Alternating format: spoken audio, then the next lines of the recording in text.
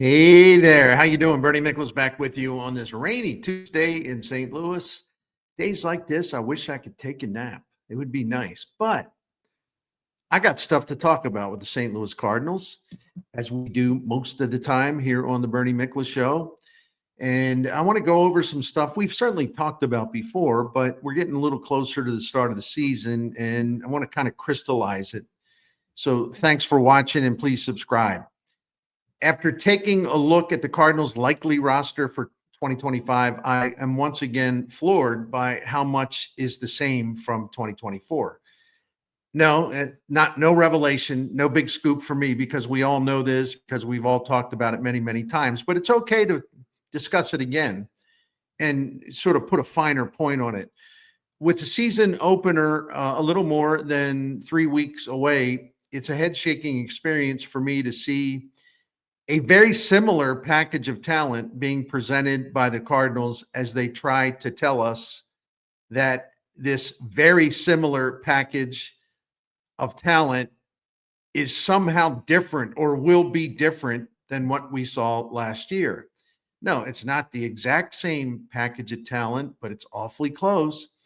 As my friend Joe Sheehan pointed out in his newsletter, every player on the roster resource 26-man projection for 2025 was in the organization last season. Roster resource, by the way, you can find that at Fangraphs, and they literally every day of the season they list what each team's roster is plus who's in the minor leagues. It's really helpful. Go to roster resource, you find it at Fangraphs. But anyway, as Joe Sheehan pointed out, every player on the STL roster resource 26-man projection for 2025 was in the organization last season. And except for starting pitcher Eric Fedde, every player on the 26-man roster resource projection was in the St. Louis organization at the close of 2023.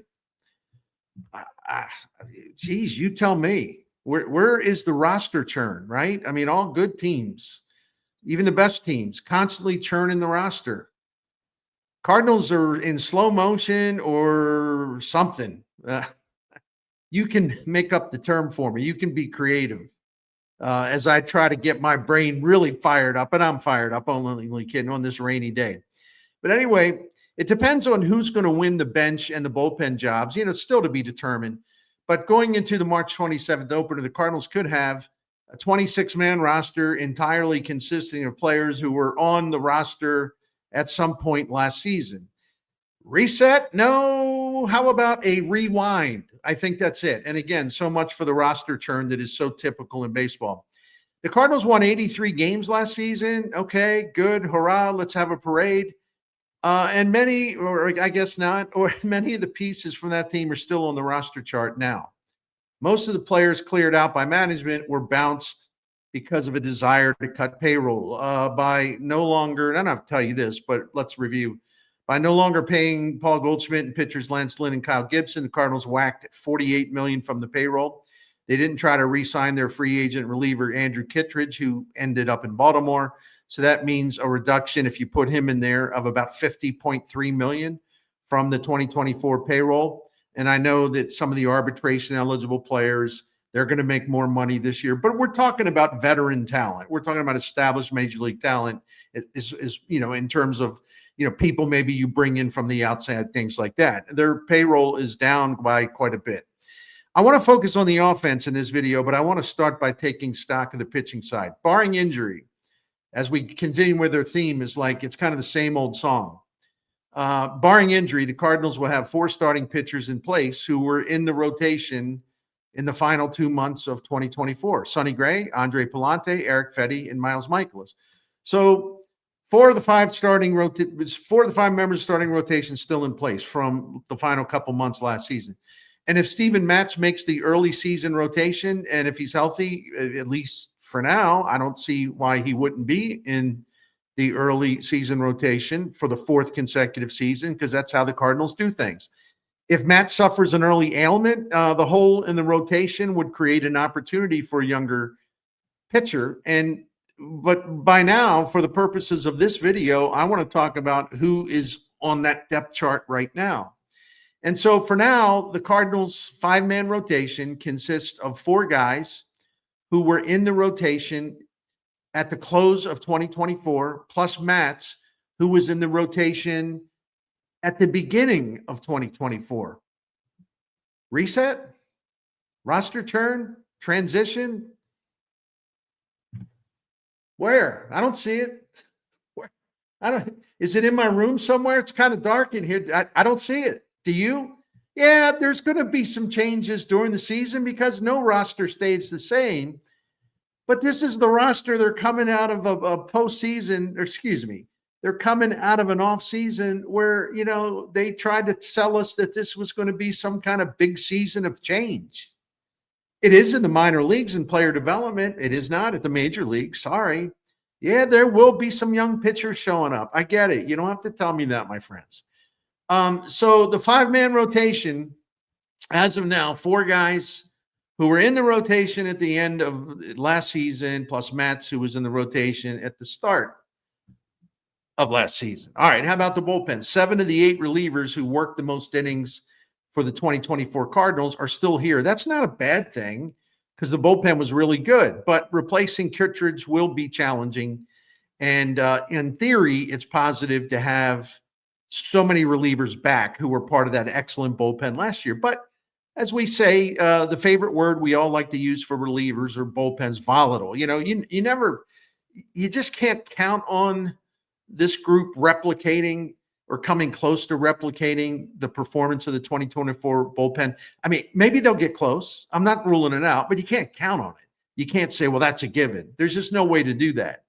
They should have some decent bullpen depths, guys like Tekoa, Roby, maybe Riley O'Brien, Ryan Anderson, who's a veteran who a few years ago was really good with Tampa Bay. But is it going to be enough depth? Is it going to be enough quality depth? I don't know yet. Big question. No answers. Okay, on to the offense, which to me is the biggest deal here because, of course, the Cardinals' offense was really, really bad last year. So if this team's going to get better, and John Mozeliak, keeps talking about how they're going to thread the needle and going to give young players a chance and an opportunity, and they think they can, exceed expectations and have a good season. Okay, that's what they keep saying, but they're talking about bringing back a position player cast that is roughly the same minus Paul Goldschmidt. Of the 15 position players that had at least 100 plate appearances last season, 12 are still here. The 3 guys that are no longer here are Goldie, Matt Carpenter, and Dylan Carlson. And Goldie is really the only significant presence out of that group, all due respect to Matt Carpenter. I've been through this before, but I think we should go into it again. The 2025 Cardinals position player roster accounts for 82% of the plate appearances that were taken by last year's team. So they got 82% of the plate appearances last year still in place for 2025. The only big change, of course, was Goldie because he had a lot of plate appearances last year.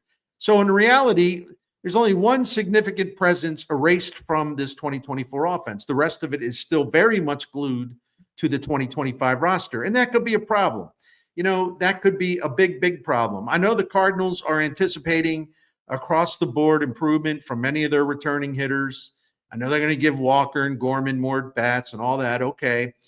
But when you're counting on the significant across the board improvement from the guys you already had last year, it seems far-fetched to me, not impossible, but it seems far-fetched to me. Some improvement, sure. Some guys will get better, but other guys are going to stay the same. Other guys will get worse. That's just the way it goes in baseball when you don't have established veterans with an extensive track record. And in some cases with this team, the veterans that do have an extensive track record, the track record is sort of heading in the wrong direction offensively, talking about Nolan Arenado. Listen, I don't want to go through the entire list, but for the Cardinals offense to surge to an above average league level, they're counting on Nolan Gorman and Jordan Walker to recover from major collapses, to become fearsome hitters. They're counting on Lars Nootbaar to stay healthy. They're counting on Wilson Contreras to have closer to 600 at-bats rather than the 300 he had last year. That one is at least plausible, right? A stronger flow of offense in St. Louis would require Ivan Herrera to supply increased power and to get enough at-bats from the manager. It would require Nolan Arenado raising his slugging percentage by 35 to 40 points. It would require Alec Burleson avoiding a late season weakening. He was about 18% above average, the league average offensively the first 4 months. And then he was like 16% below average over the last 2 months. That can't happen again. And there's a chance he may not get as many opportunities anyway. So I could mention some other hitters, but you get the point. And here's another way to look at it. I crunched some numbers this morning. The 15 St. Louis position players who are still here from last year, this is what they combined for in 2024. And again, we're talking about, more than 5,000 plate appearances. Maybe not that many, but we're talking about a lot of plate appearances. These guys combined, right?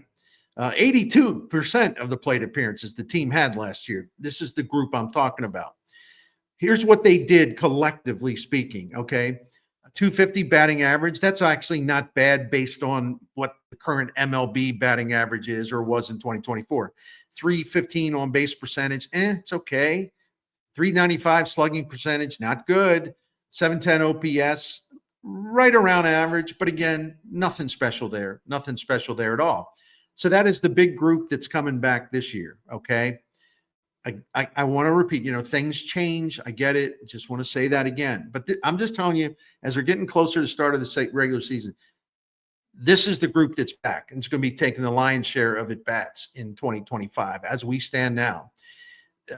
And that group of hitters that are back from last year's team, they hit a home run every 33 at-bats. Nothing special there. Nothing to worry about there if you're an opposing pitcher. And this group that has come back for another year in 2025, same group, batted just 229 with the runners in scoring position last year. Not good at all. Of the returning cast of position players, only one guy hit more than 16 home runs last year. Only one guy. This group that's back. That's Alec Burleson, who had 21. Goldie's gone. He had 22.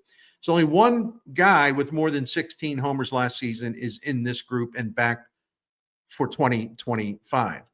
Only 4 of the members of the returning group, only 4 were at least 10% better than the league average offensively. Only one of the returnees had more than 73 RBIs last year. That was Burleson, who had 75 RBIs. That was your team lead, okay? None of the 15 position players back this year had at least never got to 4 wins above replacement last season, and only 3 were between 3 wins above replacement and about 3.5. Everyone else was under 3 WAR. In fact, if you add up all the wins above replacement value of the 15 Cardinals who are returning, the replacement wins above replacement value last season, the combined wins above replacement was just under 17. That's for 15 players, position players who are back. Think about that a minute. To put it in perspective, again, the combined wins above replacement for the players that are back this year, 15 of them, just under 17. To put in perspective, Aaron Judge and Bobby Witt Jr. last season had 23 wins above replacement, just the 2 of them by themselves. This is another way of pointing out the obvious. If last year is any indication, and I do believe it is, the Cardinals do not have a single elite all-around position player. Not saying Mason Wynn can't become better this year and all that. But going into 2025, they do not have one elite all-around position player on this roster. And the Cardinals don't have enough open spaces to give full opportunities to as many players as you'd like to see get these opportunities. Like, suppose Victor Scott II, who looks great, but suppose he's returned to the minors because Lars Nootbaar, they want to play him in center. Siani can be a backup. I don't know if they're going to send Scott down, but suppose they do. Where's the major league playing time for infielder Thomas Sajaci and outfielder Matt Kapruniak? Where's the room for these guys, right? Where's that runway they talk about all the time? What the Cardinals have, they don't have a single all-around elite position player, but what they do have are a hell of a lot of question marks. And just for a point of reference, for those of you unfamiliar with wins above replacement, I know it's gobbledygook for people that aren't into that. Okay, and thank you for your patience, but I'm going to just break it down very simply. Wins above replacement encompasses offense, defense, and base running for position players. So you get a number that basically gives you an idea of their all-around value. And when you don't have one guy in your position player group that had 4 wins above replacement last year, that's tough, man. That's tough to get a lot done with that group, unless this group is a heck of a lot better than we expect, and the Cardinals are crossing their fingers. That doesn't mean that we have to kind of live in la la land or in candy land, right? I'm good. I'm a pragmatist. I got to see it before I'm going to start making outlandish predictions. I do think some guys will bounce back. Every time I say that, I get barbecued. That's all right, whatever. But to give you an idea about the 15 position players and their combined wins above replacement, to put that into historical perspective in terms of the Cardinals franchise. I didn't realize this until I looked at it today. I looked it up specifically. Okay. That's 17 wins above replacement by the 15 position players coming back. They were a big part, obviously, of last year's team. And not counting the 2020 COVID season, which was short, so you throw it out for means of comparisons. The Cardinals have played 28 full seasons of baseball since Bill DeWitt Jr. became the chairman before the 1996 season. So that's 28 full seasons. And in 2024, the St. Louis position players had the worst combined WAR, wins above replacement, of any Cardinals team, any position players, any Cardinals team over the last 28 full seasons. The worst, 28 seasons. The position players last year on this Cardinals team had the worst combined WAR, 28th out of 28. And really, Goldie didn't really add much to that last year. So again, we're talking about pretty much the same group back. It was the worst performance in terms of all-around base running, offense, defense, when you mold that all together. The worst performance by a Bill DeWitt-owned team, except for the COVID year, in 28 full seasons of baseball. I know I've repeated that over and over again, but I'm just trying to let it sink into my own brain, right? It's pretty depressing. But they think a lot of these guys are going to take a big leap. I don't know. I kind of hope they do. It would be fun. I do hope they do. I don't root for failure. But just look at what the Cardinals are running back offensively in 2025. I'll be a nice guy and just say, good luck. What can you say? Good luck with this plan. This team's stuck in the middle, as I've been saying for a couple months now. All right, that'll do it for me today. I appreciate you for watching. Please subscribe. I want to read your comments again. I always appreciate it. And you all have a really good rest of your Tuesday. Thank you.